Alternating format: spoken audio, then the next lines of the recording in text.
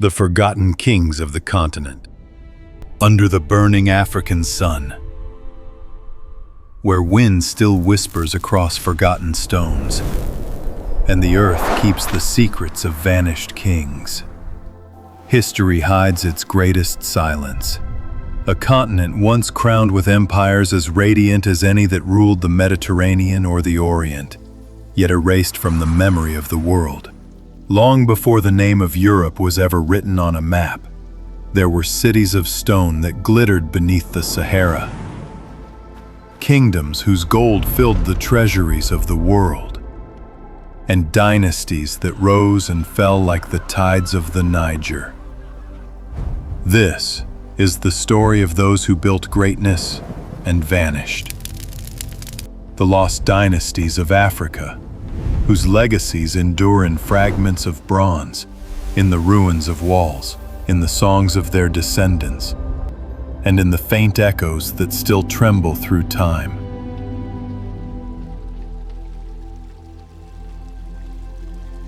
The Black Pharaohs of Kush.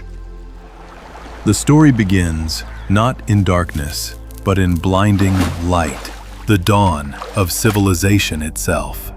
Here in Nubia, along the sacred flow of the Nile, a kingdom called Kush rose from the sands. A Black Pharaoh's empire that dared to rule Egypt itself. From their capital at Napata, they gazed northward at the pyramids of their rivals, their priests calling upon Amun, Isis, Osiris, gods whose names echoed in both tongues. Their kings, with skin dark as polished obsidian, wore crowns of gold and ruled a realm stretching from the cataracts of the Nile to the Red Sea. The conquerors became the conquered, then rose again, founding Meroe, a city of iron and fire, where furnaces glowed day and night, and the queens, the Kandakis, ruled with divine authority. The Golden Empires of the West. Across the desert, where dunes met the forest, another empire was born, the Kingdom of Ghana. Not the modern nation, but the realm of the Lords of Gold. Its capital, Kumbi-Saleh, shimmered with wealth so vast that even its dogs wore golden collars. Arab chroniclers crossed the Sahara and wrote of markets bursting with salt and gold, of horses from the north and slaves from the south, of courts so radiant that light itself seemed to bow before them. For centuries, Ghana reigned as the crossroads of the world, until drought, invasion, and shifting sands consumed it.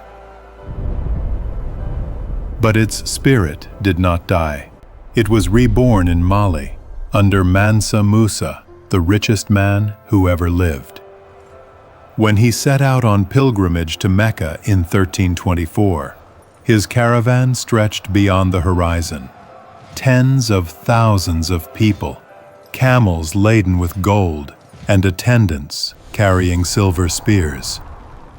Wherever he passed, entire economies trembled. In Cairo, gold lost its value for 10 years because of his generosity. Yet Mansa Musa was more than wealth. He was a builder of worlds. Under his rule, Timbuktu became a beacon of learning and faith.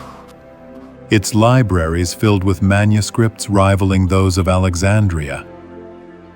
But even Mali's light would fade, and from its ashes rose Songhai, mightier still, a river empire of warriors, scholars, and kings who ruled half of West Africa. The Bronze Kingdom of Benin. In the shadowed rainforests of the West rose Benin, the Bronze Kingdom, whose art captured realism unseen in Europe for centuries. Cast in molten metal, their artisans immortalized kings, warriors, and spirits. Every detail a testament to power and divinity. The city itself was an engineering wonder, surrounded by moats and walls longer than the Great Wall of China. But in 1897, the British came. They burned Benin to the ground and stole its treasures.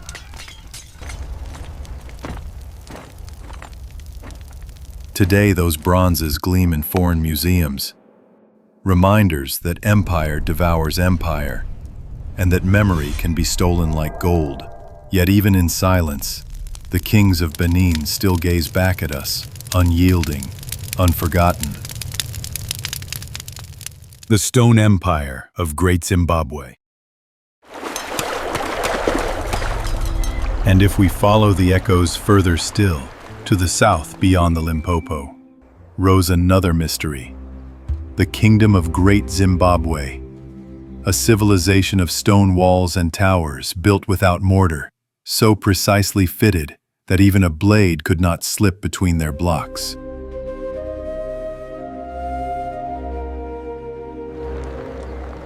For centuries, it stood as the capital of a vast trading empire, its gold and ivory sailing eastward to Arabia, India, and China.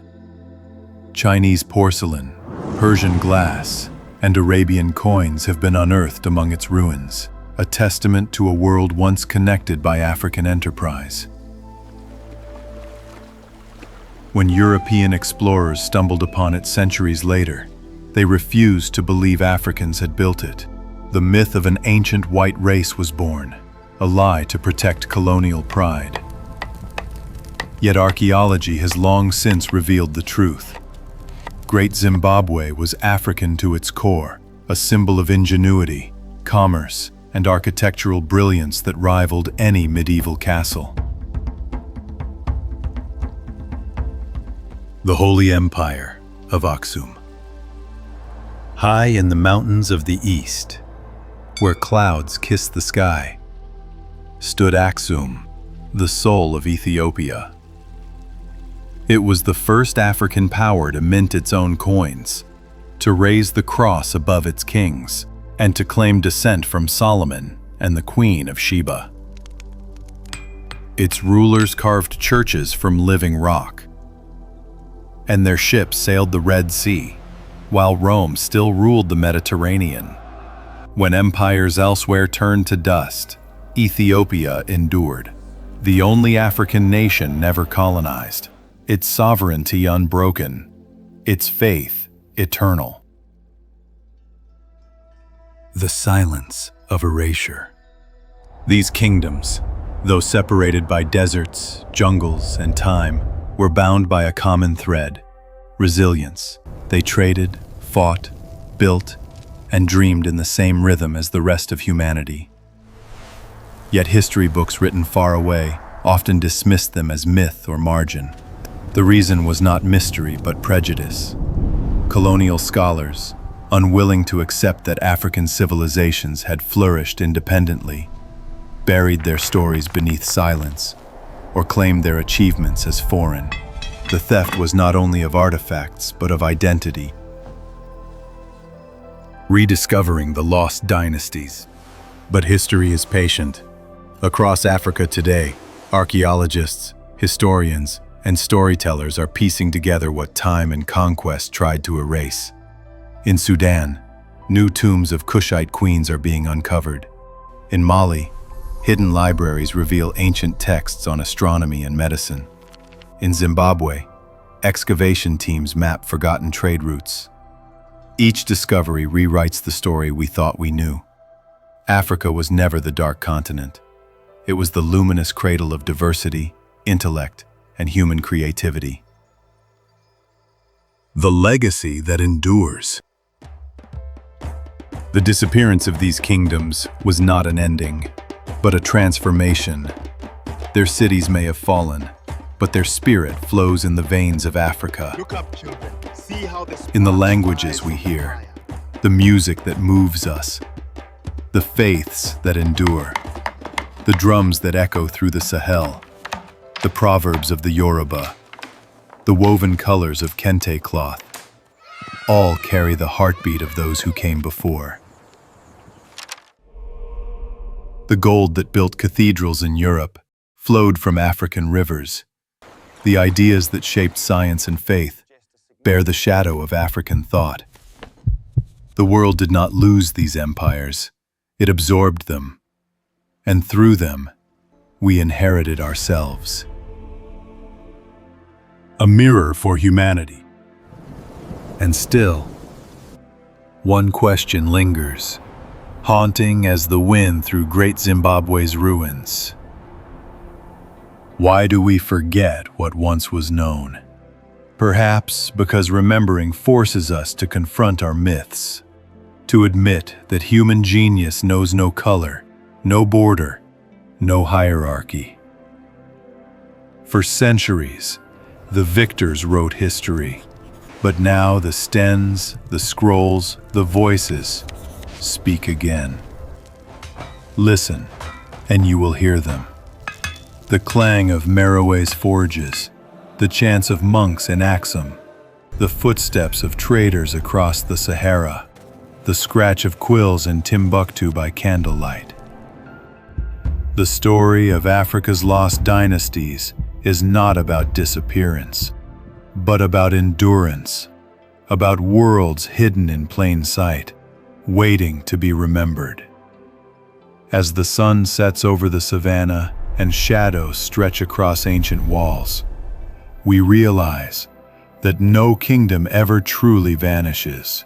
It becomes the soil beneath our feet, the rhythm in our blood, the foundation of our tomorrow. The lost dynasties of Africa are not lost at all. They are eternal, carried in the heartbeat of a continent that still remembers, still endures, still reigns.